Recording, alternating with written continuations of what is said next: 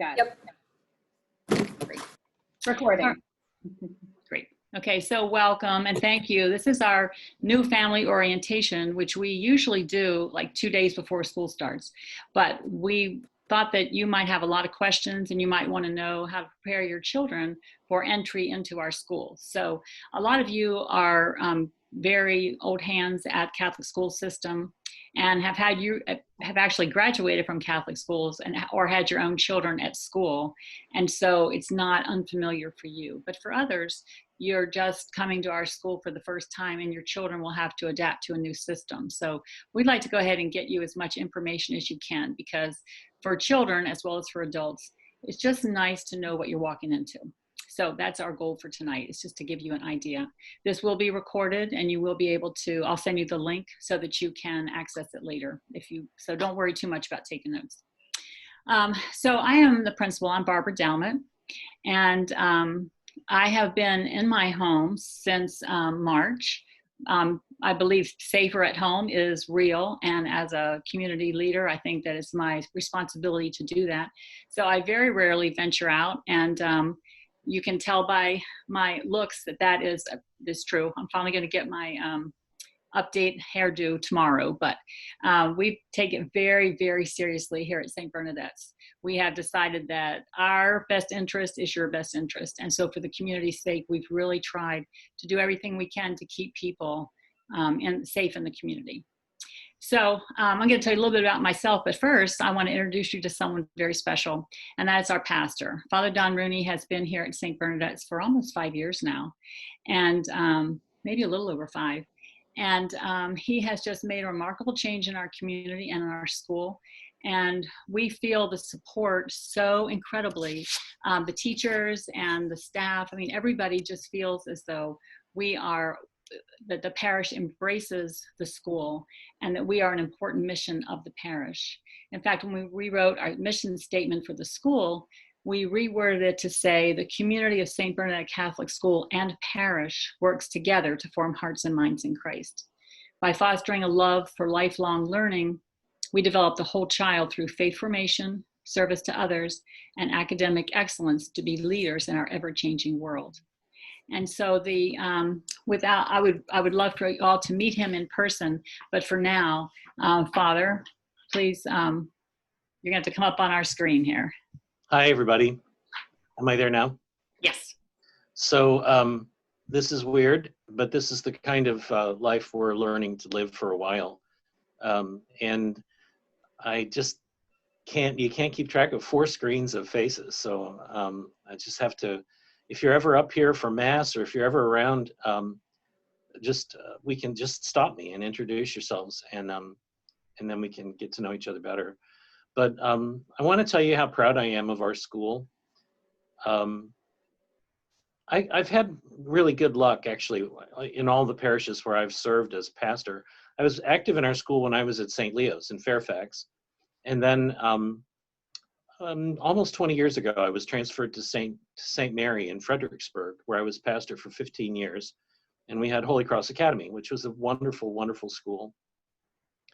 And so I got to know what it was to have a really great working partner and a good principal. And I got to know what it was like to have a very supportive and loving school family and a parish that needed to awaken to the reality of the school that they were responsible for. So the same thing kind of happened when I came here. And so from the very beginning, we've decided that this is going to be our mission. Like Mrs. Dalmat was saying, our mission is to form one family and to help each other in every way we can, so that this principal ministry of the church, which is, I see this as our principal ministry, the mission of the church is to form our kids into Christ. So I think what I would like us to do is to start with a prayer. In the name of the Father, and of the Son, and of the Holy Spirit. Amen. Father, shape us into the image of Jesus, your Son. Now more than ever, make us a community of care. Help us to know your love for us so that we may love each other. Help us to know your protection for us so that we can protect one another. Help us to see your mighty deeds so that we can do for each other what we should do. Bless our families and keep us whole. Bless our students. Give us patience and discipline to accomplish the work that lies ahead. Above all, grant us compassion for those among us who rely on us for their own peace and joy and well-being. We ask this through Christ our Lord. Amen. In the name of the Father, the Son, and the Holy Spirit. Amen. Thank you, Father. So I'd like to tell you a little bit about myself, because your ability to trust what we do in large part depends on how much you trust the leadership of our school. And I've been in education since the year 2000, but prior to that, I'm a lawyer. I admit that. And I really enjoy practicing law. I enjoy the thinking process. I like problem solving. But when I had my children, I decided to stay home. So I was a stay-at-home mom for a while. And I did a lot of odd jobs like editing law books and things like that just for fun. And then I volunteered in the school a lot. And I found that as I did that, the things that I did that I felt like were most significant were the times that I was spending in the school, working and teaching and helping the children to learn. I enjoyed everything about the environment. And actually the school was St. Bernadette. My children went here. And so after, in 2000, I decided that I was ready to, my youngest was in kindergarten. No, she wasn't. She was in 3rd grade. I decided it was time for me to start teaching. And as it turned out, there was not an opening at St. Bernadette that worked. So I went to St. Ambrose and I was a teacher there for 8 years. And then I decided that my calling was to be an administrator. So I went to Marymount University and got a degree in Catholic school leadership. And I was a principal at St. Ambrose for 7 years. And then I decided I would retire. And that lasted about 16 months before Father Don asked me enough times if I would come and be the principal here at St. Bernadette's. And I have to admit it was a challenge, but it was a very good point in my life where I wanted a good challenge. And I found that the community was just really, it was beautiful. It was a great coming together, what I needed and what the community needed. And so Mrs. Brindley and Mrs. Myers and I have worked together for our 4th year. And we have built a great working relationship, and we have an amazing, amazing staff. The teachers, we have a full-time nurse, full-time counselor. We have 3 learning resource teachers. We have Mrs. Myers is our curriculum coordinator. Mrs. Brindley is our assistant principal. I mean, we have a lot of leadership that allows us to run the school and to be able to direct these children's education. So as you know, there have been a lot of things that have happened in school that have required us to protect the children. As I said, I started teaching in 2000, and within a year, we had September 11th, and then we had the sniper, and we've had a lot of things where we knew what the threat was. This is really hard when we have a threat that you cannot see and everyone is just afraid of all the time. So we have found, we really believe that part of what we do is creating a peaceful and calm environment. And I think you'll see that by meeting our teachers, that it's just a really nice place to go to school. Now, kids learn a lot, they're enthusiastic about what they do, and I'm telling you, they cannot wait to get back to school. So you talk to our other parents who have been here for a while, and they will tell you their kids cannot wait to get back to school. And I think that's a pretty good barometer. I stand at the front door of the school every day, and we sort of do our wellness check just by greeting everybody. And the counselor and I, sometimes Father Rich is out there with us, and we greet everybody and we just say good morning. And you know, the number of kids I see skipping into school or just coming in with a big smile are the majority. So we have some that are still asleep, but that's kids. So anyway, so we're really excited about having so many new students this year. Every year we have quite a few because we have a very large military component to our school.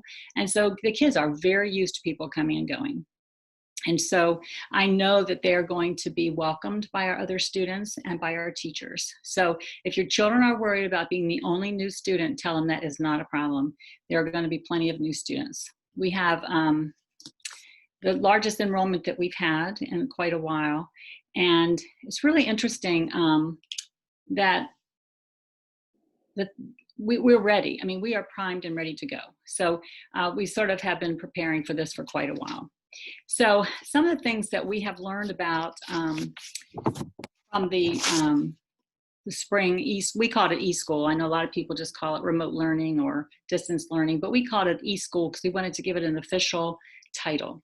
And the day after the governor told us to go home, we handed out things to all of our students. They took them home. It was kind of like a grand farewell. It was kind of exciting, but we didn't know we thought it was exciting for 2 weeks. After that, we kind of got tired of it, but we started out every morning with prayer right here. This is my American flag that we pledge every morning. And we did prayer and the Pledge of Allegiance, and we had a saint of the day, and we had announcements and a little message. I would try to say something to the students every day. And those are all on Facebook if you want to see what it was like. And so what we did is we built the community.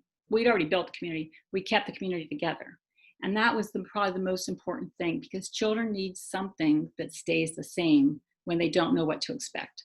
So we ended up, it was really kind of fun. At the end of the year, we had the 8th graders come on and we did a farewell to each of them.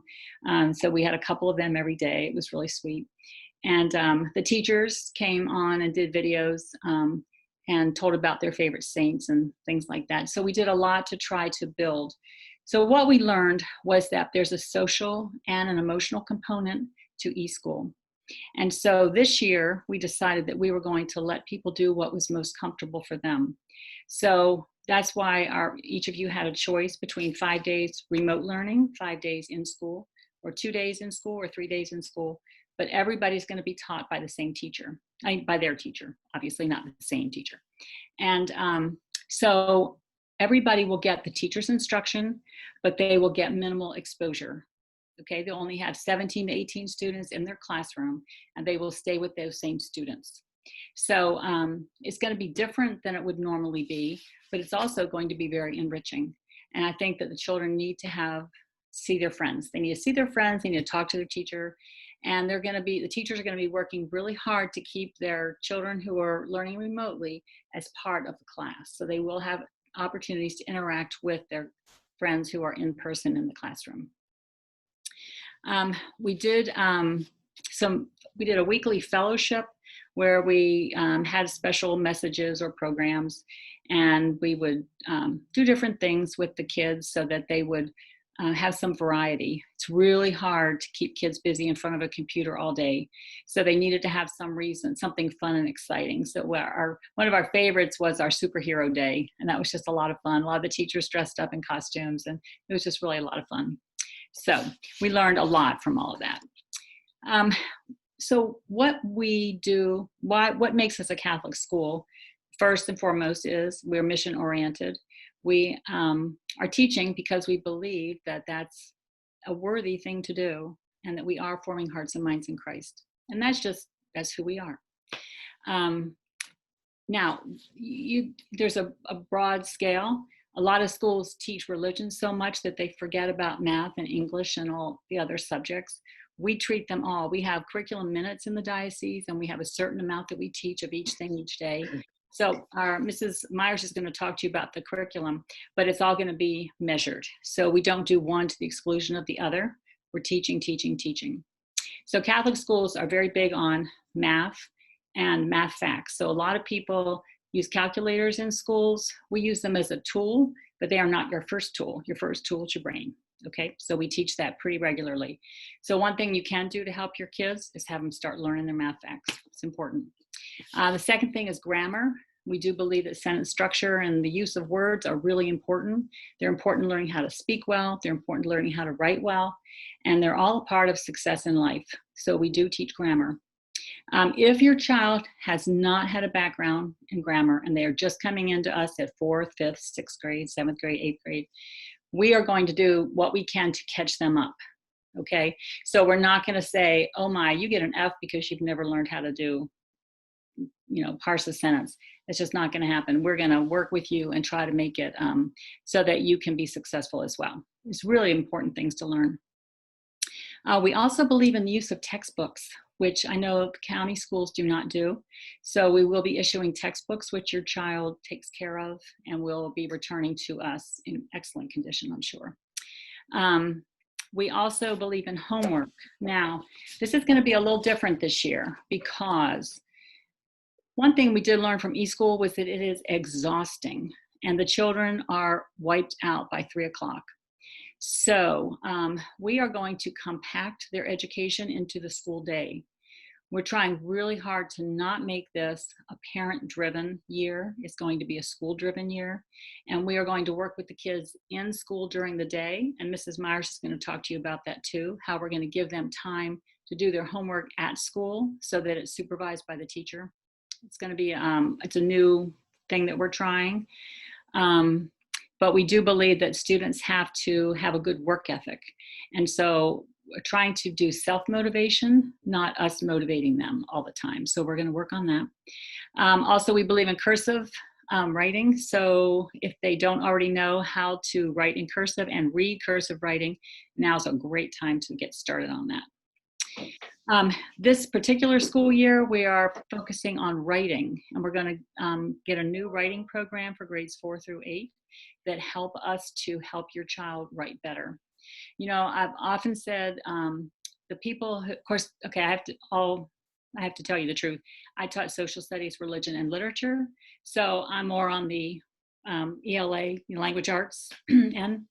But I've always thought that all the STEM classes are really important, but not to the exclusion of everything else. You may have the best idea in the world. If you can't communicate it to someone else, it's not going to do you any good, right? So we're going to teach them how to write and how to speak and how to present themselves, okay? We are also believe in uniforms and self-discipline, okay? If you teach a child how to behave, you don't have to keep correcting them. And that's what we're going to do. The uniforms are a means of taking out the distractions, okay? So we wear our uniform proudly, and the children do very well. It's all on this school website, and you can look it up. If you have any questions, just be sure and just send us an email. But it's in the student handbook, and there's a special page, I think, on our school website. The PTO is going to tell you about a used uniform exchange. We're always doing what we can to try to make things more affordable for our families. One of the things that we did worry about was the kids spending too much time on screens. And so we're really working hard to try to have a nice balance between what they do on a screen and what they do in writing and then reading real books. So you're gonna have to work with us on that, because we really don't want them to be in front of a screen all day and then all night. So we have plans for how to do that. So one of the big questions is what blended learning really looks like. And blended learning is one of the new buzzwords, and it's where some people are learning in school and some are learning from home, but we're blending the two communities together. So eSchool was everybody learning at home, and so parents were sort of leaning over the child's shoulder all day and trying to motivate them and tell them how to do this and how to do that. Our goal is to teach the children to be independent this fall so that they can run their own Google Classroom and they can submit their own papers. And it is amazing, our first grade teachers tell me those kids are totally capable of submitting their papers on their own. So we're gonna give them the tools that they need to be successful. The students will all hear the teacher giving the lesson, okay? So we're not gonna have a at-home lesson and an in-school lesson. It's gonna be the same lesson from the same teacher at the same moment. So it'll be very easy for everybody to thrive, okay? That's the plan. Also, we will be counting attendance. In the spring, it was kind of loosey-goosey, like we were just thankful that people were paying attention when they did. But now it's serious business. So everybody's going to be coming to school every day, and you'll have to check in with your teacher. And if you need to take off for a doctor's appointment, then you let us know that you're not going to be present. But we would expect you to be there all day, every day for your child, okay? In order to keep our numbers down in Fairfax County, we have to have a common goal here, and that is to keep everybody safe. And that means keeping me safe, keeping you safe, keeping your children safe, and keeping our teachers safe. So now's the time to start figuring out how you can limit your exposure. I know a lot of people go to work, a lot of people are out and about. I understand that, but you can always wear a mask and you can keep social distance. And so we have to start doing that all the time, because what you're exposed to, your children are then exposed to, and then they expose other children, and you can see the multiplier effect. So what we want to do is keep our germ pool as pure as we can. Okay, that's just the way. If we all look out for each other, I think that we can safely work together at school. Okay. Okay. One thing that a lot of people have asked me, so I'm going to go ahead and tell you, if somebody gets sick at school, they will be isolated immediately, staff person or a student. They will be isolated. Our RN, who is at school every day, all day, she will take them into a special room, which is an isolation room. We used to call it our gorgeous conference room, but we are dedicating that to our isolation room because it's really important. Nobody else will ever go in there except for this purpose, so it'll be totally clean when someone goes in there. They will be checked. They will be told, will be picked up by their parents or sent home with their spouse, and they will have to have some sort of a documentation that they are not experiencing COVID. If they have COVID, they will have to stay home until we have certain requirements from the public health department that tell us when it's safe to return. So anyone who has symptoms goes home. Anyone who has the virus has to be tested before they can come back. Okay, or be free of the symptoms. And there's a whole protocol, and it's all done by the health department. And there's no point in writing it down now because things change so rapidly. So on August 26th, we will know exactly what our marching orders are for the school year. We take it very seriously, and we really do not want, I'm sorry, obviously my children don't remember that in a meeting.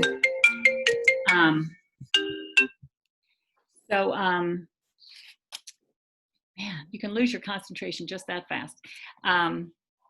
Anyway, so we're going to take it very seriously, and we will not let staff members stay just because we are short teachers. We will not be short teachers. We already have long-term subs. We have subs, and I'm a teacher. Mrs. Brinley's a teacher. Mrs. Myers is a teacher.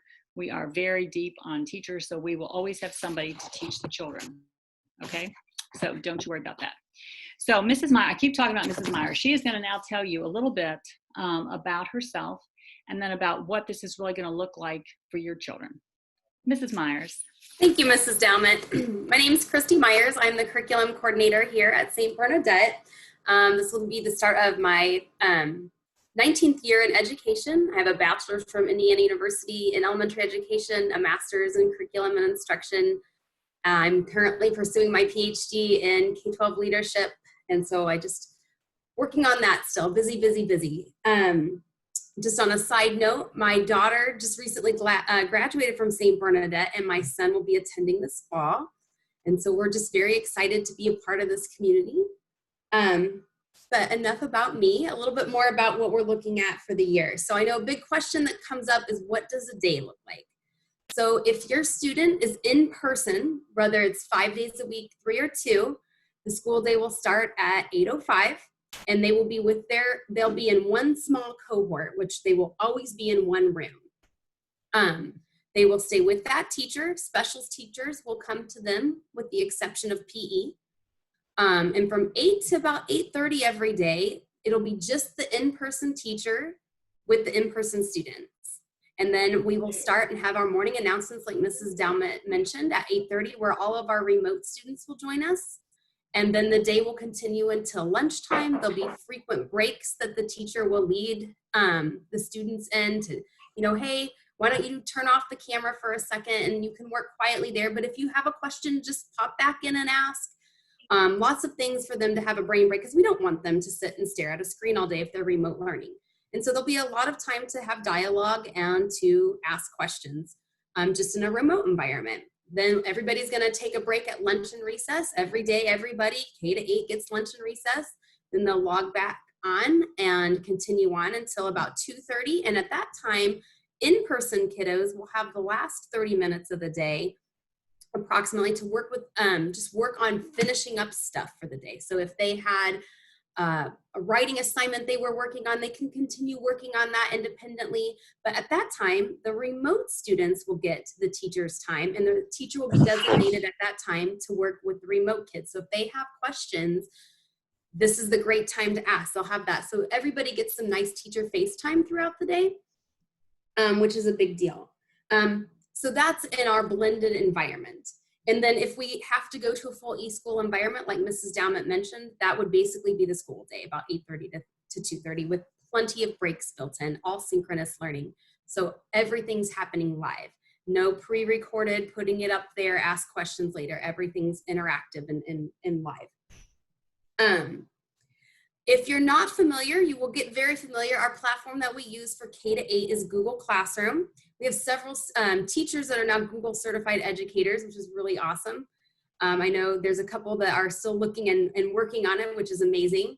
But everything is interfaced through Google. So every student, K-8, will have their own Google login that will give them access to everything that they need to communicate with their teacher.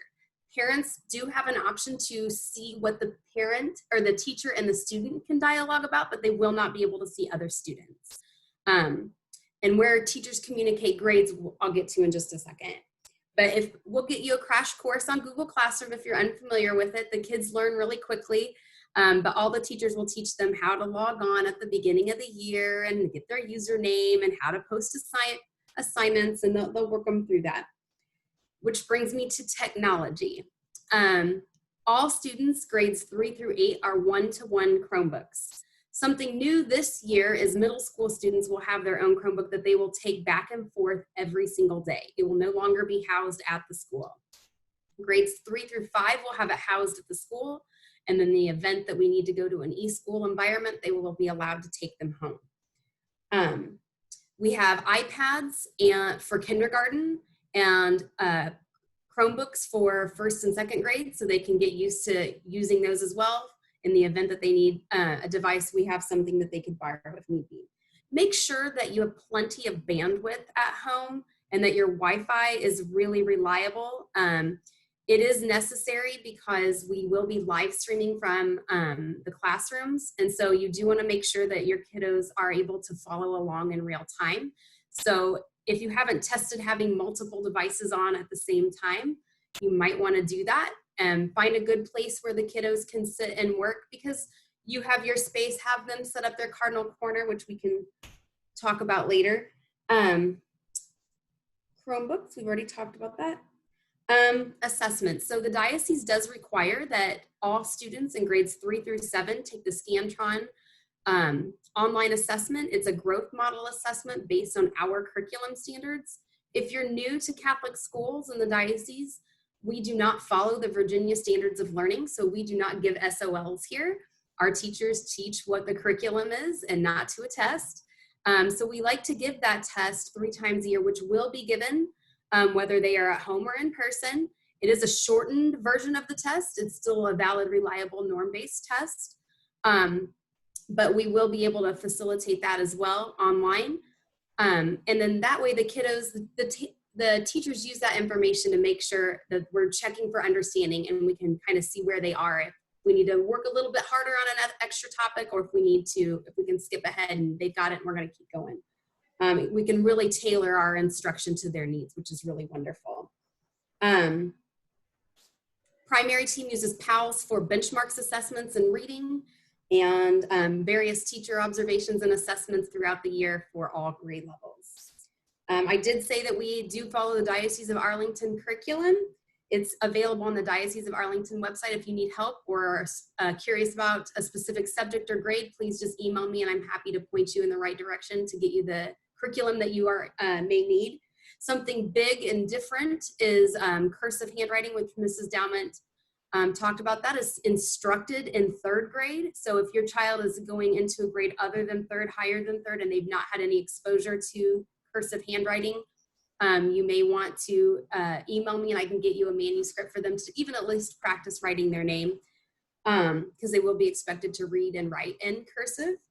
The curriculum, in the past trimester, the diocese allowed us to forgo and just focus on power standards.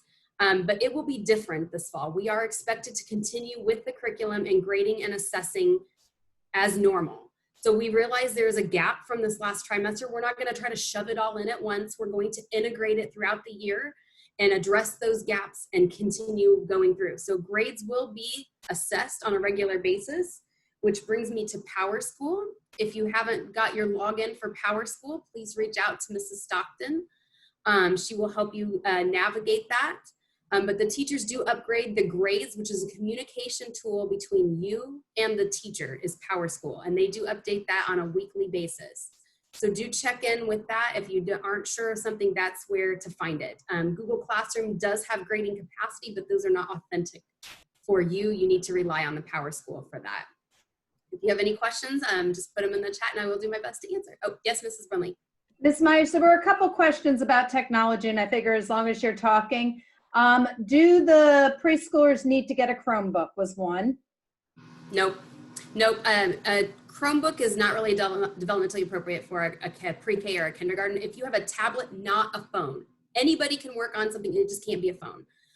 Pre-K and kinder, a tablet is fine. You can Zoom on a tablet. It's touch screen. That's more developmentally appropriate than a Chromebook.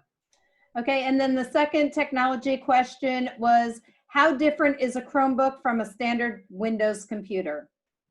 Windows computers have a hard drive, where a Chromebook, everything is cloud-based, so there's no hard drive.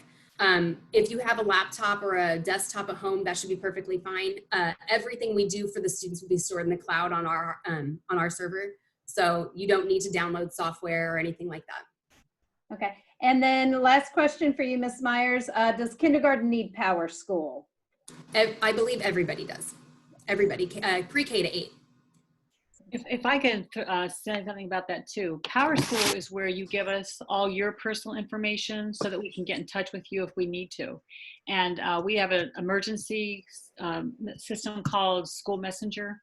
And if we have to close the school in the middle of the day, like an emergency, like an ice storm or something like that, we would use those numbers that you give us as the way to get in touch with you. So it's really important that you give us all the information that we ask for and that you keep it updated. So PowerSchool is really important, not just for grades. Okay, and Mrs. Stockton has chimed in with Mrs. Stockton or Mrs. Del Rio will send out the PowerSchool instructions with all the login information in the future. They're just not quite there yet, but it's coming, just so that you know. And if you already have a Chromebook, you don't need to get a new one.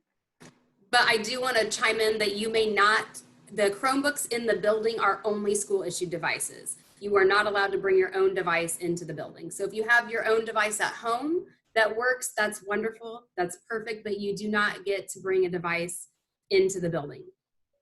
Okay, thank you, Mrs. Myers. And one of the things that Mrs. Myers talks fast about this because she understands all this testing. That's her big thing. She's working on her PhD, and so she's really good at this testing. And part of what happened last spring is we missed some things because of the abrupt end of the school year.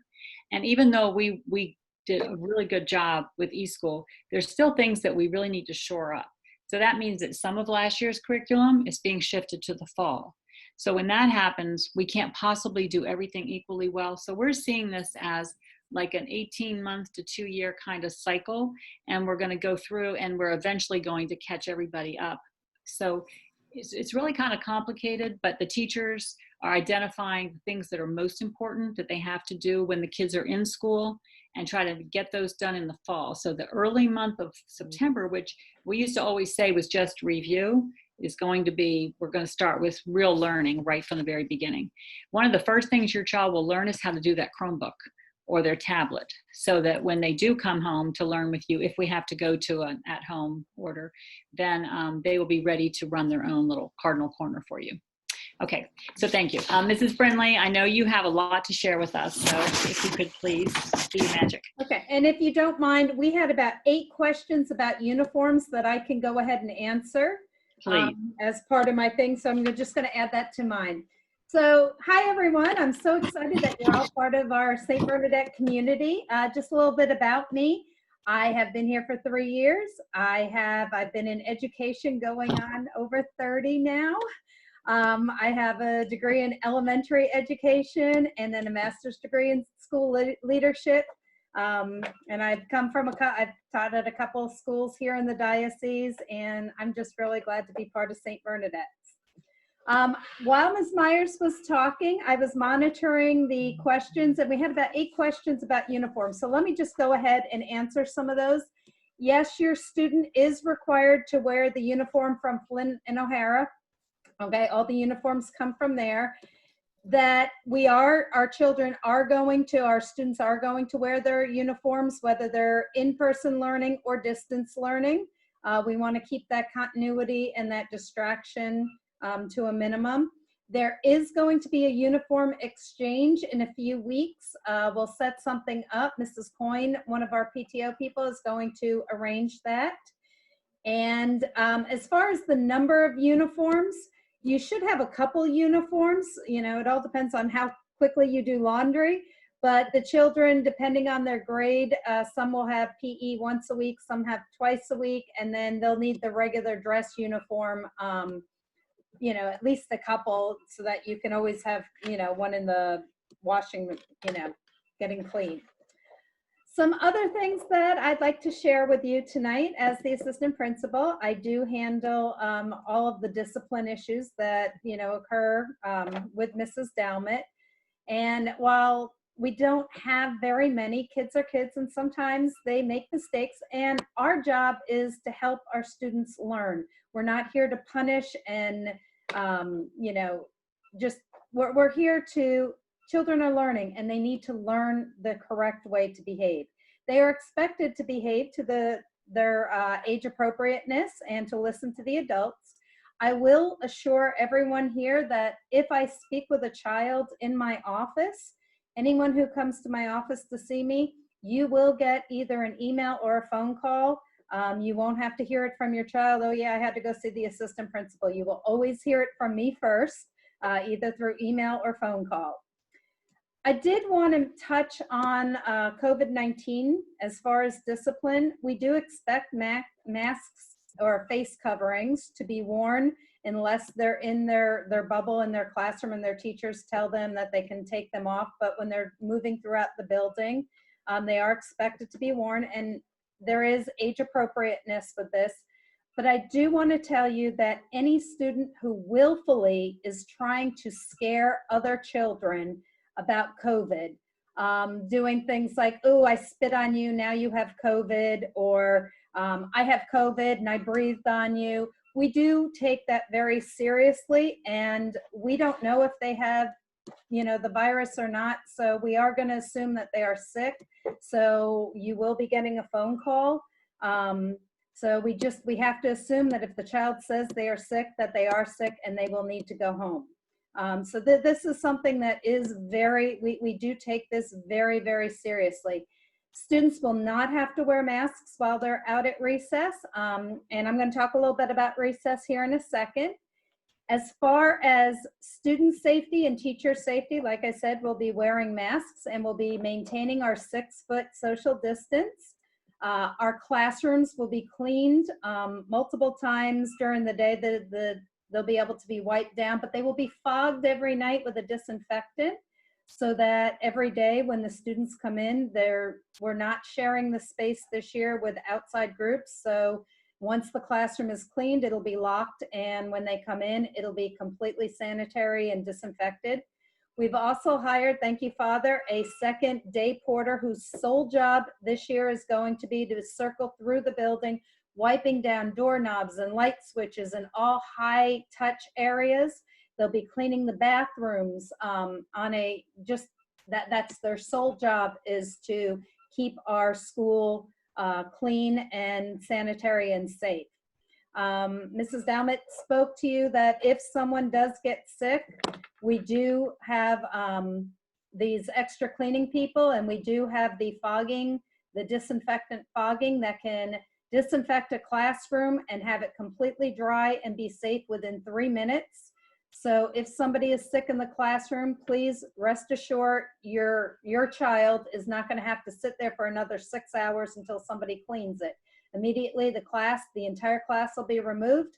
The classroom will be fogged, and within 5 minutes, they'll be able to come back into a completely safe and disinfectant classroom. I also wanted to talk a little bit about our ventilation systems. Our systems were sanitized this year at the end of the school year.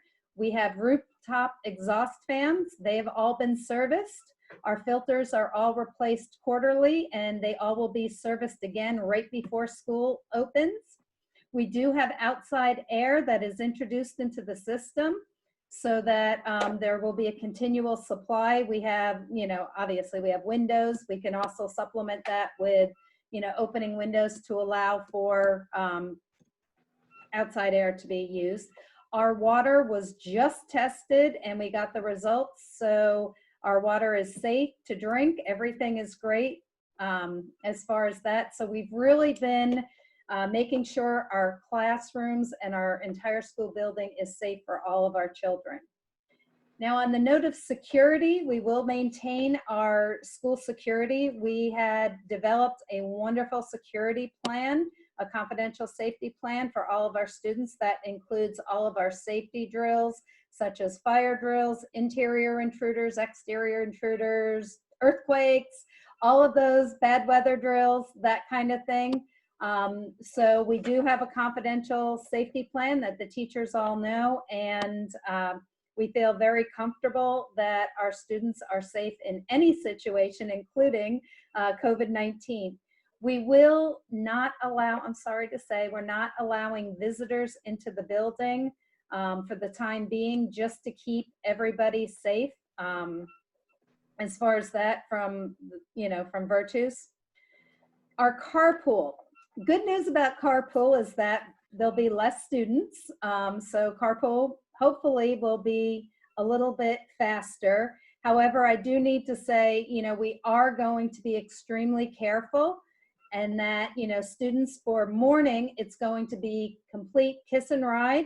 So the cars will line up alongside of the gym and they'll snake around the property by the church. When you get to the school, just follow all the other cars. And the students will stay in their cars until they are told to get out of their cars. We're going to be very careful this year about how many students are getting out of their car. And then when they're released, they will have to go straight to the front doors. We'll have social distancing spots so they know how far to stand apart and follow the social distance marking. This year, unfortunately, we're not going to have any walk up, drop off, come up to the front door. We just can't have the crowds with people and parents. So we're just asking that everybody utilize our morning carpool system. It'll be the safest and fastest way to get all of our students into the building. As far as the afternoon pickup is concerned, there will be no canopy pickup.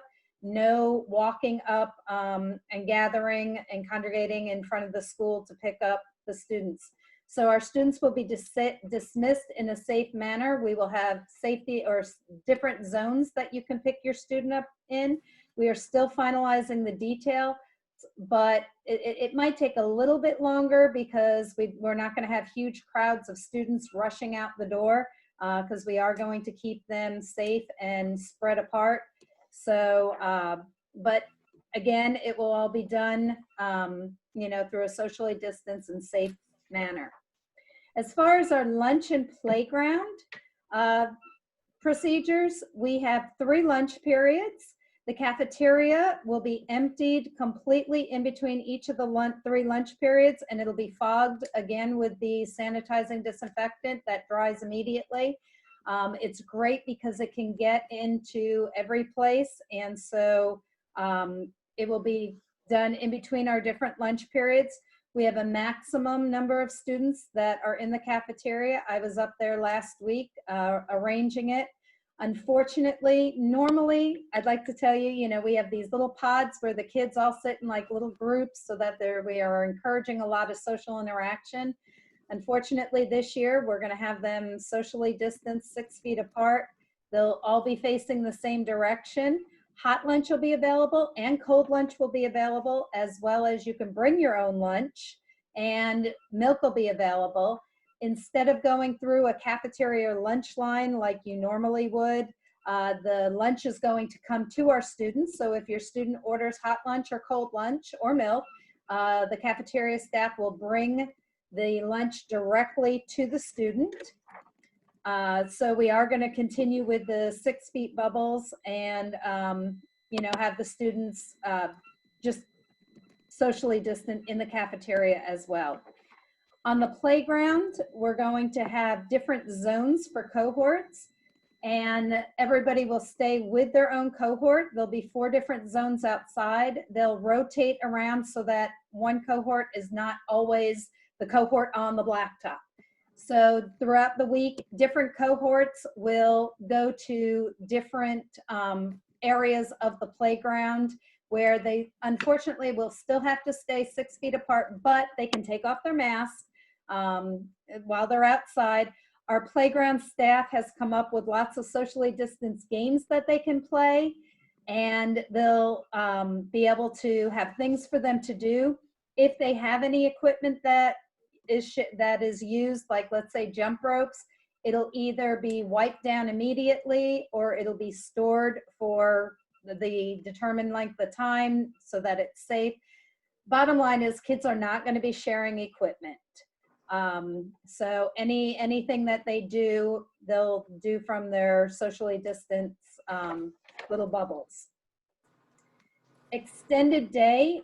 We do have a very limited extended day. Unfortunately, that is the number of students is determined through a lot of things, but mainly through the Department of Social Services. The extended day is for our registered full-time students in extended day, meaning we can't have drop-offs. We only have 72 spots available, so you can't just drop off, a child, oh, I need to go out today, so let me just put them in extended day, like we have done in the past. There'll be different cohorts. Again, we'll be utilizing the gym and the cafeteria. There'll be different cohorts in there. And we'll continue when they're outside. We're going to try and get them outside as much as we can so that they can run around, get that fresh air, not have to wear their mask, and just be kids and have fun. Thank you. Mrs. Brindley, I've got a few questions. Oh, sorry. I was going to answer some of those questions that they, I'm going to make a few comments, and then Ms. Myers, won't you fill in the other gaps here? But one of the things that really does concern me is the question of what happens for the new kindergartners and all the new students coming and being dropped off in a school where they don't know what to expect. So we're going to, it's sort of like when you build a house, first you make sure all the walls and the carpets are done, and then you start the decorating. So the decorating part is really important for their social emotional learning, but we haven't gotten there yet. So we're gonna, if we can open the school and let them come and take a quick tour, we will do that. I mean, I think they'd like to know where the restrooms are and all that before they walk in on the first day, right? So hold off on worrying about that. Tell them that we will find a way to show them around the school before they have to come for a whole morning, okay? Now the first day is a 11:30 dismissal, so everybody's there for like 3.5 hours. And so it's a nice short little introduction, then they can go home and sort of decompress. So it's a nice introduction, especially for our newer students. But the kindergarten kids, that kind of worries me. So we will talk to the teachers and we'll figure out what we can do. But I would really like to think about that one, if you don't mind. So we're not going to say a definitive yes or no that you'll be able to walk them up. I know kindergarten first day is really hard on parents, so we don't want to take that away from you. So let us think about that, okay? Couple other little things. On the uniforms, we changed our logo a couple of years ago. And this was supposed to be the first year that they weren't allowed to wear the old logo. But considering the economic situation now, we're going to let people continue wearing the old logo. So if you get something from the uniform exchange and it's an old logo, not our pretty new one with the 3 old cardinals on it, then you'll only get to use it for a year. But for $1, it's a really good bargain for a year. So that's how that's going to work. One of our returning parents asked if we have playground duty, and we discontinued that. So parents do not come in for playground duty. We have employees who have all been screened, and we'll be able to monitor their health, and there won't be any surprises on the playground. So that's all taken care of. And we are looking for ways for parents to be able to volunteer virtually, because we know you want to help. So we're working on that. And your masks are your decision. Just, they can't be anything that wouldn't be acceptable on a t-shirt if you wore it in a Catholic school. So it can't be, you know, something out there like a band, or it can't be a negative. It should be positive, like don't put on there like don't die or something like that. It should be positive, fun, kids appropriate stuff. But no, we do not, they do not have to be solid, and they do not have to be boring. Okay. All right. What else did we miss, Mrs. Myers? So I think that the question was also asked about backpack style and color. I'm assuming that can apply to those as well. Mm-hmm. They Not may just- wear the wheel. They may have on wheels if they need to, but we highly recommend that they not have them on wheels if they don't have to, because we do have steps. A question was, how frequently are the pre-K bathrooms cleaned throughout the day? The cleaning company will be coming around, and like I said, we have one dedicated person who will just be rotating around and around, cleaning bathrooms and everything else. She's going to start at one point in the building and just continually make a circle. If it needs extra something, Mrs. Hanson and Mrs. Carluccio is there, and we'll be able to you know, make sure that everything is clean and safe. Ms. Wonderful. Brumley, what about backpacks for those little red tote bags and the blue tote bags for pre-K and kindergarten? We supply those, correct? Correct, we supply those. And preschool has their own Zoom meeting on Wednesday night where Ms. Hanson can answer a lot of these questions that I know are coming up, you know, directly about preschool. So you should be getting an invite to that preschool only Zoom meeting soon. Perfect. You addressed the node coming up for pickup or drop off for morning carpool. Are they allowed to bike or walk to school? Ms. Dalmit? Gosh, another question we haven't addressed yet. Let me get back to you on that. I would say that Old Keene Mill Road is really a dangerous, we call it the Speedway out here. I'm not sure. We've seen two accidents where people got hit right in front of the school, which was kind of disturbing, right? Really disturbing. But I know that some people like to bike, like especially if you're coming from Daventry, and we have a lot of people from Daventry joining us this year. What we're trying to do is to avoid parents walking up to the school because we're trying to keep kids from intermingling in groups. So let me get back to you on that. Okay. If they have a pre-K and an older student, how will the pickup work? Okay, so pre-K comes after. So they would drop off their older student first, and then Ms. Hanson's going to go over her pre-K drop off because they have a much, not a much later, but a little bit later drop off time preschool does. Where can they find the lunch menu and the cost for lunch? Okay, that will be sent out at the beginning of the year. They'll send out when Ms. Kibble, our kitchen manager, our chef extraordinaire, when she makes up our lunch menu, she will send that out. And I have to just tell you, the lunches are awesome. So she will send out that along with the price, and, you know, free and reduced lunch is available as well. And she's going to send out all of that information. Couple more questions. Will there be any clubs or sports? At this point, we don't think so.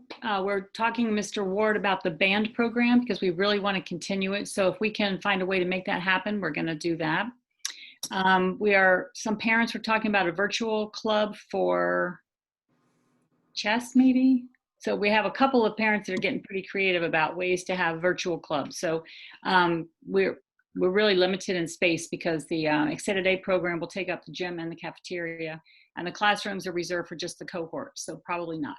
I did want to say we can have 72 people in extended day, so a lot of you will be getting extended day, and we're going to let you know really soon. Like Mrs. Jetting is working out the numbers now, so please don't stress about that. We will let you know just as soon as we can so that you have a plan. All right, a couple more. When will the school calendar be available so parents can start adjusting as needed? And yes, there is an early dismissal every Wednesday. Okay. At 1:30. At 1:30, yes. We will have that out to you probably by Tuesday of next week. Unfortunately, I'm going on vacation in the morning, and so we are not going to be able to get anything more done this week that needs my approval. So that will probably come out Tuesday of next week. We have a skeleton, but now we have to take out the things that we know we can't do because they're too grand a scale.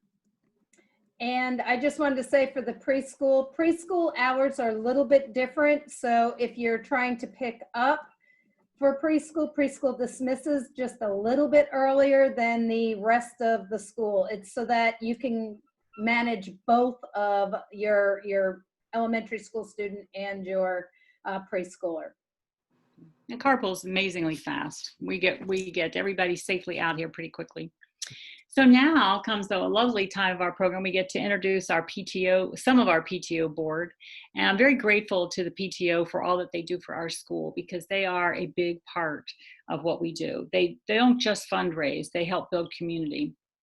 And so tonight we have with us, and I don't know if we can, I'll tell you what, if you would just say something so that we can, people can see you. Our president is Jim McAlery. Hi, everybody. And they just took over July 1st. So he's our president. Elaine Stett is our vice president. Good evening, everybody. Megan Panic is our Ways and Means chair. Hi, everyone. And Lorena Holiday is our volunteer coordinator. Good evening, everyone. And they're each going to tell, well, Jim is about to go to another meeting, but the others are going to tell you about some very specific parts of their program. So Elaine, if you would Ms. Stett would be willing to talk to us about some of your PTO topics. Thank you. Great. Thanks, Mrs. Dahlman, and thanks to everyone for joining us tonight. I want to say that our agenda items are pretty brief and that we will be having a PTO meeting closer to the beginning of the school year.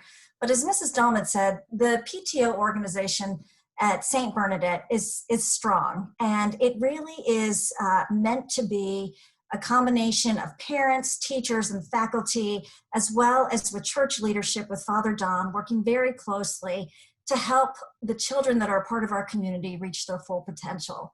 And something that Mrs. Dahlman and Father Don touched upon, and I know that Jim and I feel strongly about, is that the PTO is successful because of the communication and the partnership that we have with the existing leadership, and it really is focused on building community.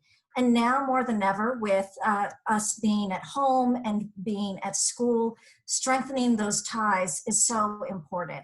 And so throughout the year, when Mrs. Dahlman will put a call out for parents to share their talents, I'm here to tell you that she really means it and really wants to hear from you in terms of if you've got an idea, if you're thinking about ways to get engaged either virtually or in person, because we will get together when we can safely. That is the goal. But safety, as Mrs. Dahlman said, is paramount. And so many of you may be wondering about, well, just to be clear about what is the expectation. And I'll say that when you registered, you paid your PTO fees. And so there is an expectation in terms of involvement, but it's not a requirement. But that being said, Lorena Holiday and working with several other volunteers, and especially Megan Hannick, thinking of ways to get parents and families really involved in the school, either through charitable activities or through social activities. And so we're getting really creative, and we'll be sharing more on that later. One of the things that I wanted to mention, that as the PTO Vice President, is that St. Bernadette has a very active, what we call Guardian Angel program. And that's where we match an existing family that has seasoned experience. I'll just say that for myself, I've been a parishioner, or my family has been parishioners of St. Bernadette for coming on 10 years. And I had my oldest daughter started there in kindergarten and is now a rising 8th grader. You'll find that sort of long-term continuity with many of the families that are here at St. B.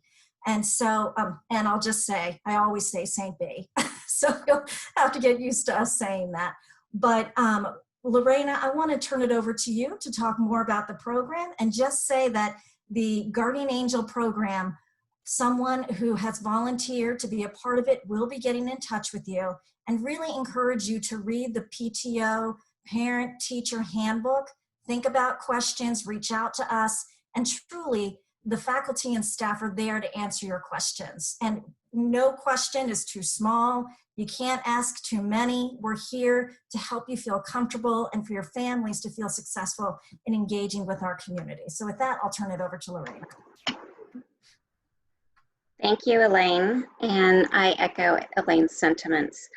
I'm just going to go over a few of the fundraising events and some charitable opportunities that the PTO does undertake through the school year. But first and foremost, I want to welcome all of you to the St. Bernadette Parish and community with open arms. It's been a great personal experience for myself, my family, and my daughter just graduated from 8th grade at St. Bernadette, and she just absolutely thrived in the St. Bernadette environment. And then I have a rising 7th grader.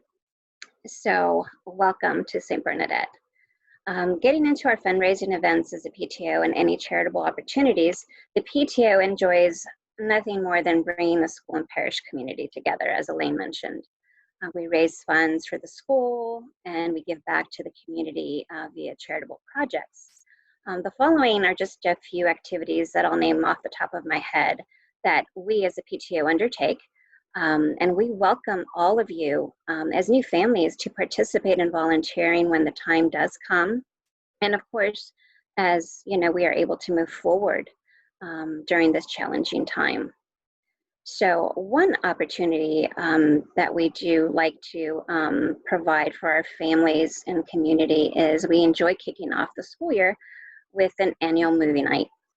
Usually our annual movie night takes place outdoors, and the families, especially the children, really enjoy it. It's really a great way for everyone to come together and say hello to old friends and to meet new families. So we're hoping that we can hopefully, have this movie night. If it is outdoors, we'll work with Mrs. Brindley and Mrs. Dahlman and the PTO to see if we can have it come to fruition for all of you. We also have a cultural arts program. The PTO does sponsor and coordinate presentations throughout the school year for the students. The programs can range from musicians, dancers, and historians to storytellers. And these performers do come from, all over the world, the country, and they entertain and educate the children. So we're really hopeful that we can manage doing something similar this school year. We do also sponsor faculty and staff appreciation. We love to show our teachers how much we do appreciate and support them throughout the year. We have arranged in the past a breakfast and luncheons provided in the teacher's lounge for them. This year, in light of the safety precautions, of course, we'll be working with Mrs. Dahlmed and Mrs. Brindley on other creative ideas to show them our support and appreciation. So look out for information on how to get involved with that as well. Classroom support. The PTO does provide funds directly to our teachers each year. They use some of those funds to have for supplies for their classroom. Of course, as the budget does allow, and the PTO also supports special requests from some of our teachers. If they do have special projects or they're in need of something for the classroom, such as books, then it is a way for us to consider that and bring it to the board for consideration and helping them out with that. We also sponsor school dances. The PTO organizes several school dances throughout the year. We include our family dance of all ages. We have winter or spring that we do provide middle school dance for 6th through 8th grades as well. But the most important thing is that we do tie in a charitable cause to support. For example, as coming in for an entrance fee, instead of an entrance fee, we have donations, charitable donations to, say, ECHO or to our local animal shelter. We do have the fall picnic, and Father Don and Rick, who is our parish representative, they do a wonderful job with this. The PTO is happy to contribute to this parish fall picnic, where children and the parents enjoy fellowship, games, food, inflatables, and vendors and crafts. But most importantly, as we mentioned, that it's a great way for the parish and the school community to come together. And those are just some of our events. And of course, the book night, we have Barnes and Noble night, which we do have in the springtime. And those proceeds from book sales go directly to the teachers to purchase books for them and their classrooms. So that is something that does come up in the spring. So this year, the PTO is looking into raising funds for our school community by selling Mom's apple pies. This is something new. We're trying to get creative because in the past, we've actually done a fundraising event where we sold the world's finest chocolates. The children would really enjoy doing that door to door. Due to the safety precautions, we are going to have Mom's apple pies. We'll be selling it to our school families. And another event would be the honey baked ham we'll be selling to our families. We're aiming to distribute information about this. So look out for that information. It will be forthcoming. And just to touch upon the uniform exchange. We do have, as Ms. Brinley mentioned, gently used uniform items that can be purchased for $1. We have a wonderful parent volunteer. Her name is Elisa Coyne. I know that some of you new families have been in touch with her via the St. Bernadette Moms group on Facebook, which is a wonderful way for you all to communicate and talk about this and other things with St. Bernadette. But what she is doing is organizing this sidewalk sale that would be forthcoming in August. It will be under the school canopy. And for those of you that aren't familiar where the school canopy is, it's outside the school front doors. So keep an eye out for that. Considering the social distancing, we might be setting up a Sign Up Genius for those of you that are interested in this uniform exchange. That'll be forthcoming in August. Okay. And I think that's it on my topics, right? Okay, great. Thank you. Thank you. Ms. Stett, do you want to tell them about the Tuition Angel program? I think it tells a little bit about the heart of the PTO. Yes, and one thing that I'm going to say about, if I could just follow up on one thing Lorena said, I see a lot of dads on the call on the screen, and I just want to say that the St. Bernadette's Facebook mom group is going to be changed to probably the parent group because we want dads just as involved as well in being able to answer questions. So, but in terms of the Tuition Angel program, that is intended to invest in our children, which pays dividends for life. And we know that in choosing a Catholic education, many families may face challenging times, especially in light of the situation that in the current events that we are facing now. And this is different than the financial aid or FACTS program that many of you are familiar with. This is a program in which we are able to provide assistance to families for an unexpected hardship so they can continue to participate in a Catholic education at St. Bernadette. I know Father Dom expressed his gratitude, and Mrs. Dalmat and others, for the previous board's commitment to really strengthen this program. And I just want to say that it is going to continue to be available. And it's not to address long-term financial needs, but to address short-term financial needs that may come up. And so it's a program that we're very proud of and that the PTO has invested in. And so, Ms. Dalman, if there's anything else that I missed you'd want to add, or Jim, please do. And Ms. Dalman, you might be on mute. I did. Yeah, thank you. That's good. So that was perfect. Thank you. And I know, Elena, did you mention the Sign Up Genius for when we do figure out what parents can do to help, that all the volunteering will be done on Sign Up Genius? Was there anything else you wanted to add to that? Yes, that is something I'm adding as well. Thank you, Mrs. Dalmat. I did want to just add more about getting involved, because there's no better way to really get involved and get to know other families at St. Bernadette than being a volunteer. And as Mrs. Dalmat is mentioning, usually when we have a call for volunteers or want you to get involved, we do have a Sign Up Genius that we utilize, and that's our platform to call for all of you to sign up for events, for any charitable donations that we will have throughout the year. Especially right now, we will probably have a virtual platform for a lot of information that we will be sending all of you.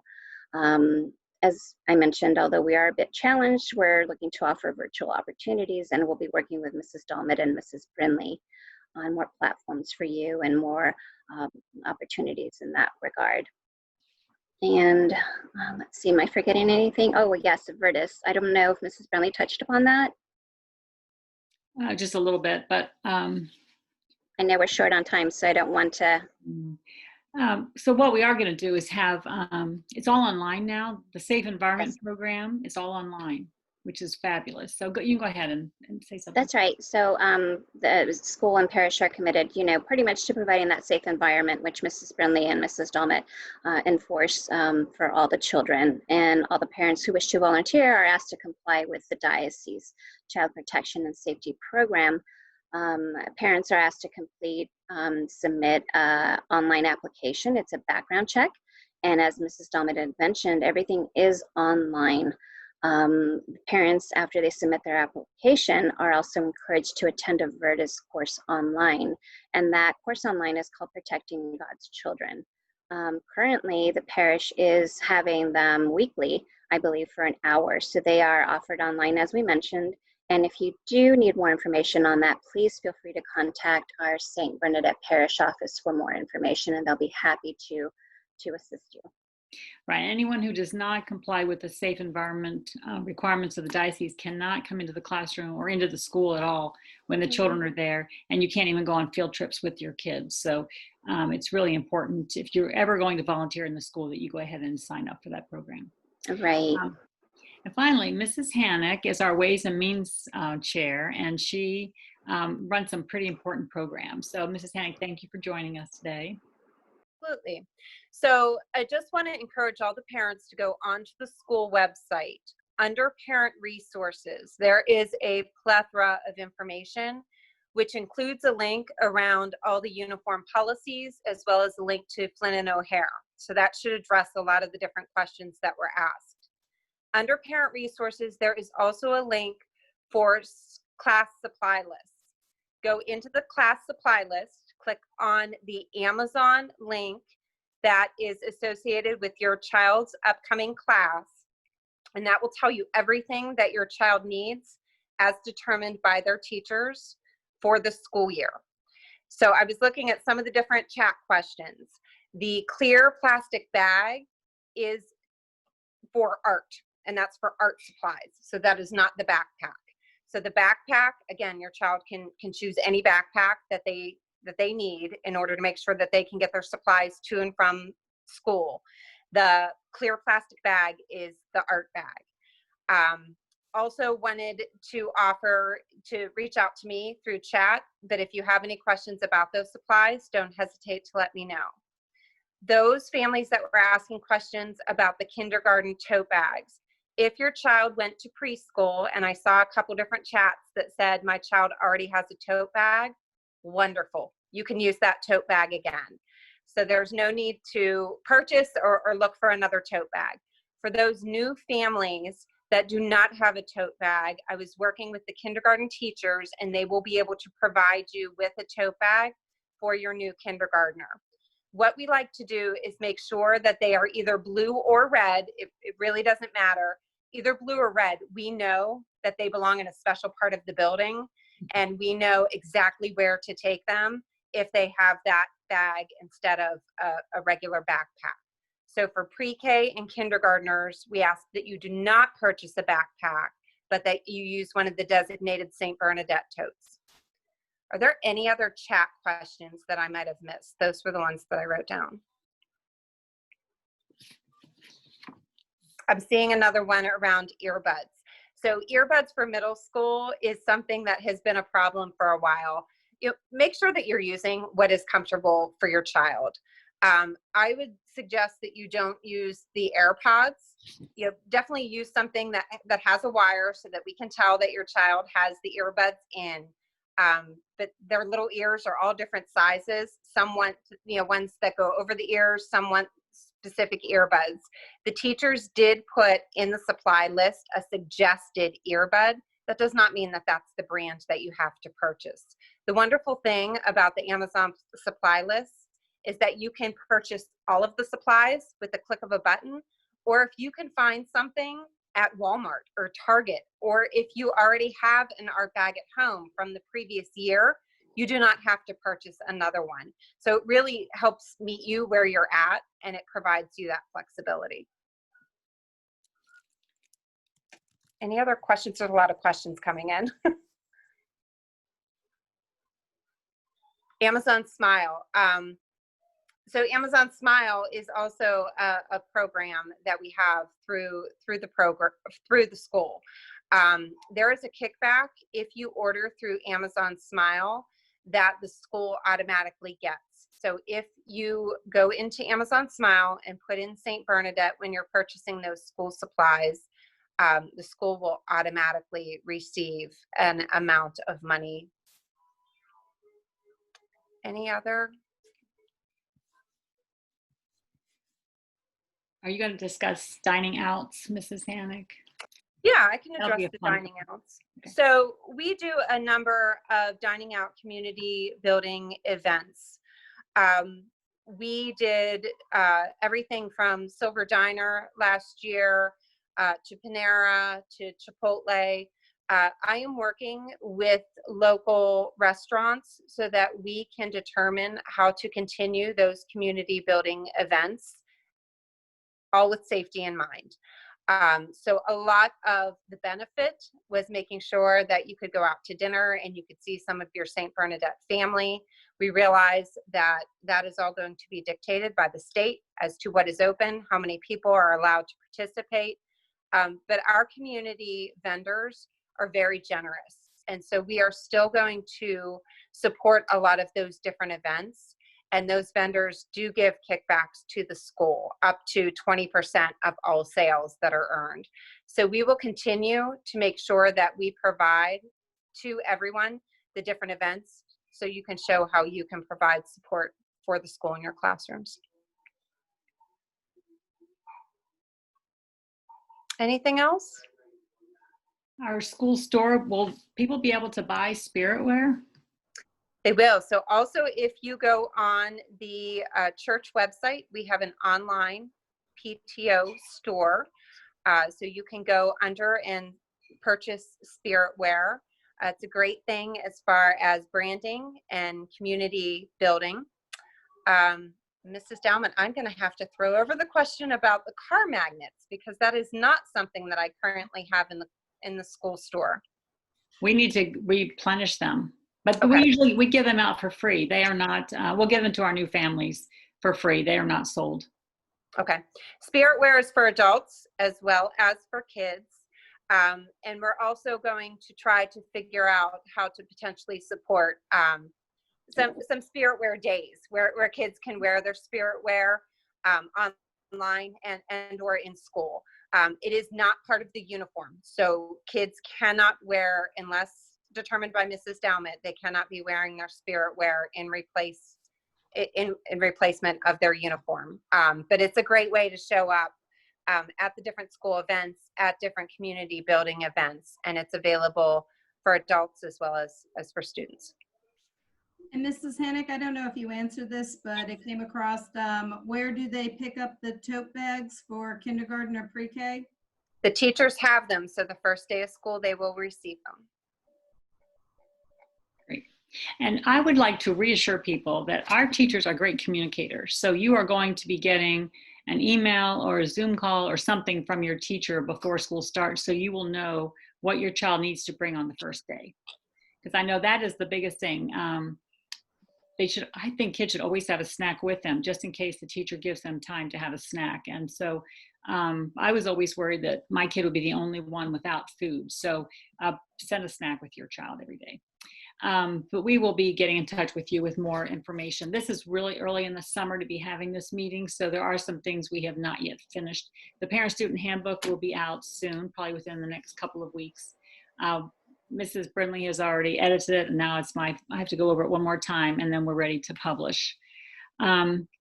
Just remember that, someone asked about the devices for the younger kids, and you do not purchase them. We use them at school, But if we go to, what we did last year was when it was time to go to all remote learning, we asked who needed to borrow one from the school, and people were able to take them home and borrow them if they didn't have their own device at home. So we'll take care of that again this year. I think that covers all the questions. I did want to tell you that the best way to get information from the school, I send out emails that are titled "Update from Mrs. Dalmett," and then it will tell you the couple of topics that it addresses. I try not to have it cover too many at once, although they're always long. Sorry. So we send those out, and then we have the Cardinal Connection, which comes out every Wednesday during the school year. Wednesday afternoon, that includes all your PTO information, all your volunteering, all the school information, all the signups for like yearbook and things like that. And then also we have social media. So we're on Facebook, Twitter, Instagram, and we have on our Facebook page our town hall that was our virtual town hall and our virtual open house. And the two of them will provide you with a lot of information, especially the open house. You'll see a lot of different people, some of the teachers and some of our specialists, like our counselor. And Mr. Rabb said to tell everyone hello. He's sorry he couldn't be here, but he's not available tonight. So I think that we have probably talked your ears off. I'm so sorry that it's taken so long, but we have a lot to share. And as you can tell, we have put a lot of thought and effort into making this year a very good year for your students and for us. And I'm very confident that we are going to have a great year. Yes, Mrs. Brenly. Fire Tablet raised a hand. I don't know where they are. I can't find them on my screen. I'm sorry? Fire Tablet, that's what their name is. That's showing up on my device. Does somebody have a device? Or does someone have a question? Do you have a question? Okay, I guess not. Okay.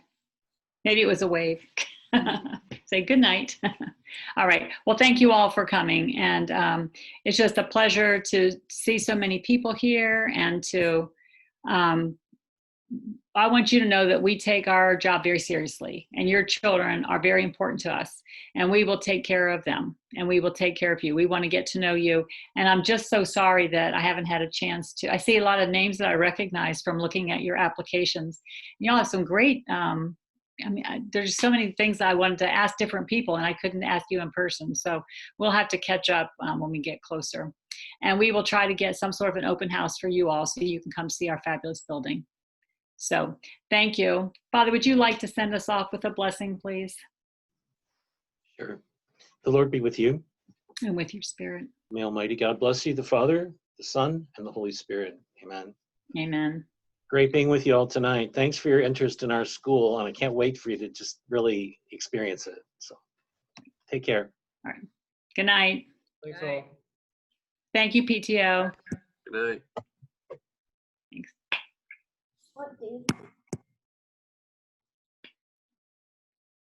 Like, I wish I could see everybody again. I hate it. It goes so fast. Great job, Mrs. Dalmett, Mrs. Brinley, Mrs. Myers. Thank you. And Father Don. Have a good night. Lorena, thank you so much for coming. I appreciate it. Thank you, Yes, Lorena. welcome. Jim. It's great. Whew.